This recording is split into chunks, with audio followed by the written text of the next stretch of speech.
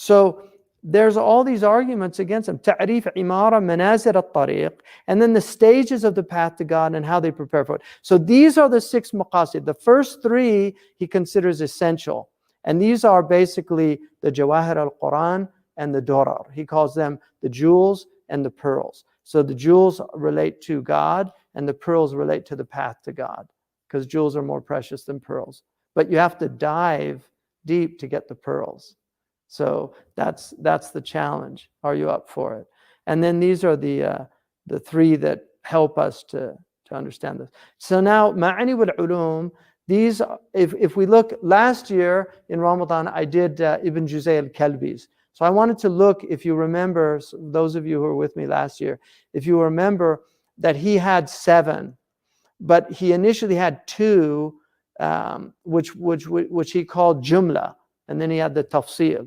So the Jumla was that you've been called to Allah subhanahu wa ta'ala, and so it's usul al-aqaid, and then what are the ahkam of why you should be. So it's da'wah ila Allah, right? And then bayan a da'wah, it's clarification of that da'wah, and then the bawa'ith, targhib and tarhib.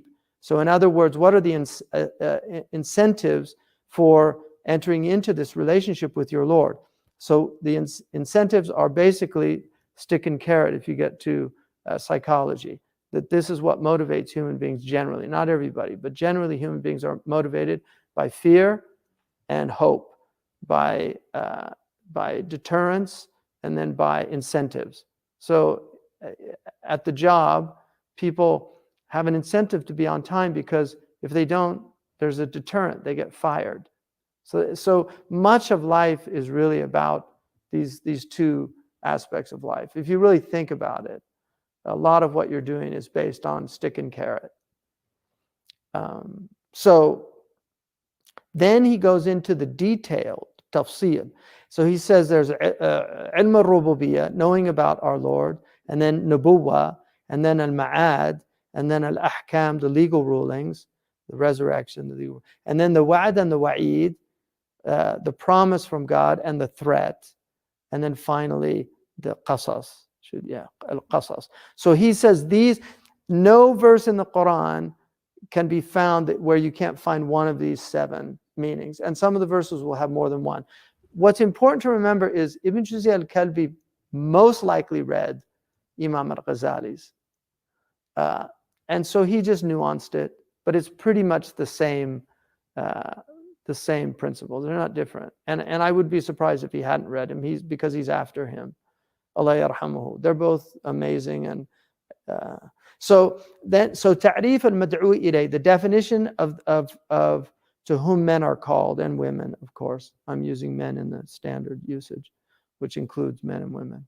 It's like the X and Y, right? Because genetically, the man has X and Y. Because people say, oh, you're a man, how do you know? Well, I've got Y in me.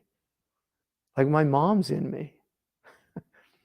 You've got Y, you've got XX. So you don't understand me, but I can understand you.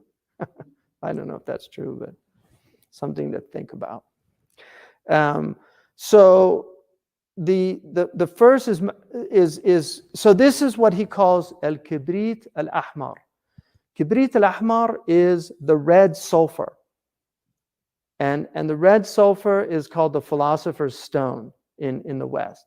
The philosopher's stone is what transmutes lead into gold. This is the spiritual philosopher's stone, which he's saying knowledge of God is what will transmute your leaden soul into gold. Once you know God, you are transmuted from a corruptible thing and a toxic thing, which is called the nafs al-amara, to a pure and incorruptible thing, which is a nafs al-mutma'inna. And the alchemical process is through ma'rifah and mujahada.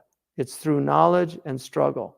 Those are the 2. And that's called nafs al-lawama, where you learn and then you practice what you've learned until you reach that. So this is what he called. And so the first one, ma'rifat al-dhat, he calls al-yaqut al-ahmar, which is the red ruby, because it's precious.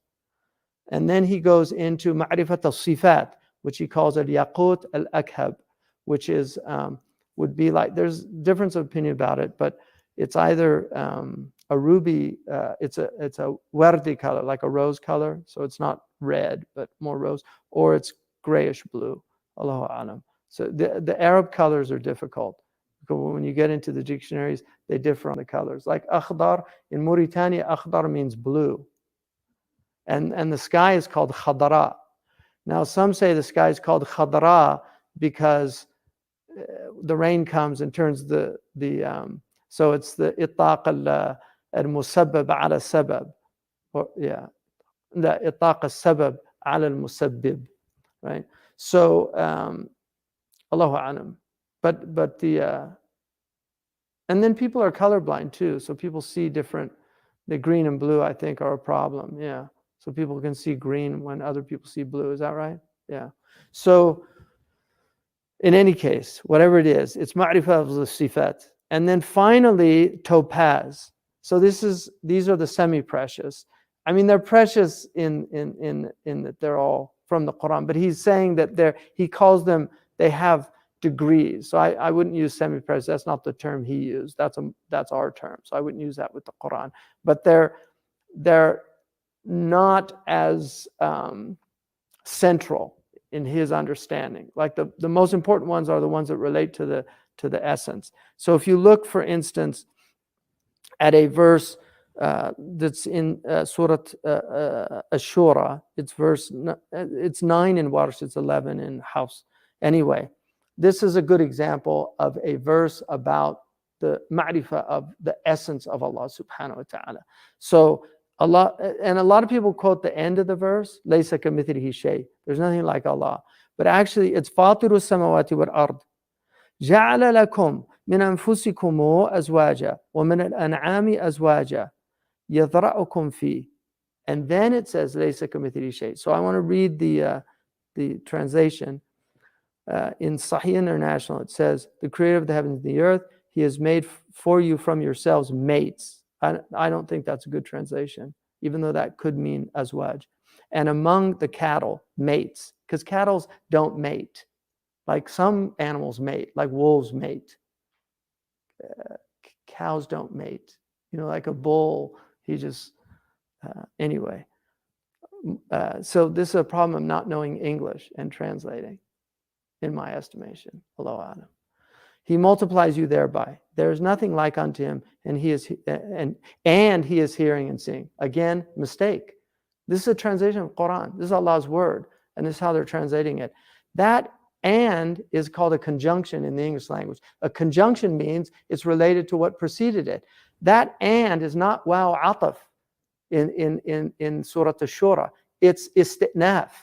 So it actually acts as a period, or as better translated, yet. In other words, in spite of that, yet so because you say, and he hears and sees, then it indicates that there's something like him.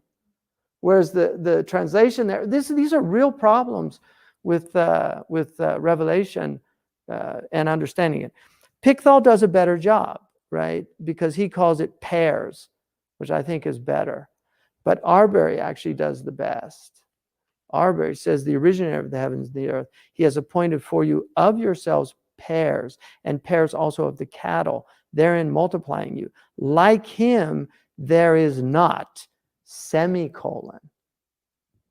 He is the all-hearing, the all-seeing. See, that's a better translation. It's somebody who understands Arabic better than the person that did the Sahih Internet. Again, I'm not trying to find fault in people. I'm just pointing this out because you guys, many of you are reading translations, and you have to understand the limitations of the translations, because most of us, and people have said to me, why don't you translate the Quran? I'm not qualified to really translate the Quran. I mean, that is a very weighty matter for somebody to translate the Quran. So in any case, that verse is telling you something about the essence of God. And one of the things about this verse which fascinates me is he precedes it by saying, and this is my translation for this only. Fatir is the originator, fatara. And in fact, Ibn Abbas had a difficult time understanding what that word meant. And then he saw a Bedouin came with another, they were arguing over a well. And the Bedouin man said to Ibn Abbas, Ana fatartuhu qablahu. And because Ibn Abbas didn't know that usage of the word. So, and it might be related to father. I don't know. It certainly sounds like it might be a cognate of father, because fatir is the originator. It's the one that did something first. So the fatiru samawati wal ard ja'ala lakum min anfusikum azwaja. He made from your anfus azwaj. The zawj, that's a zawj. Any pair that are opposites is a zawj, right? So it's pairs, it's a binary. So he created you in binaries.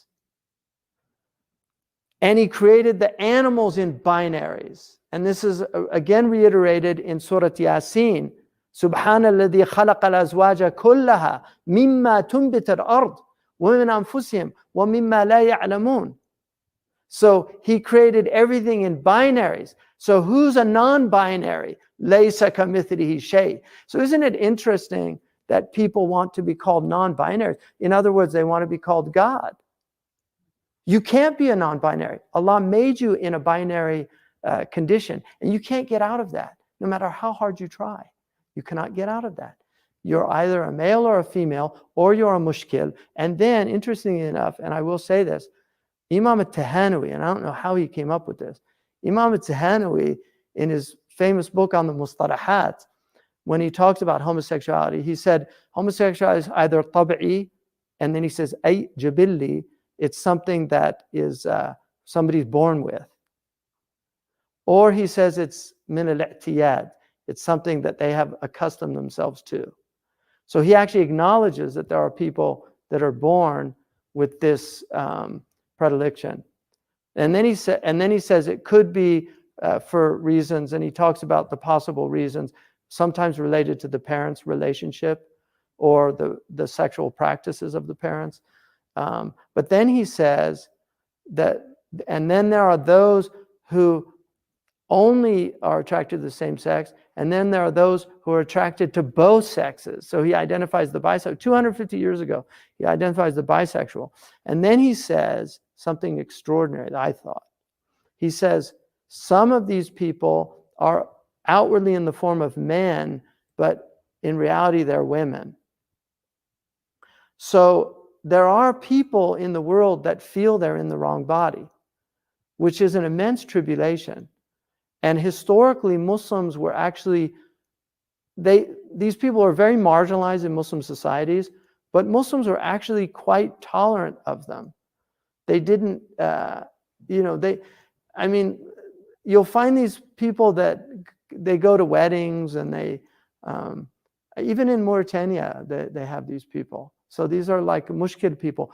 But my point being is that Allah is telling us here that we created you, Allah created us in binaries. And you have to, you cannot say you're a non-binary if you're a Muslim. You can't say that.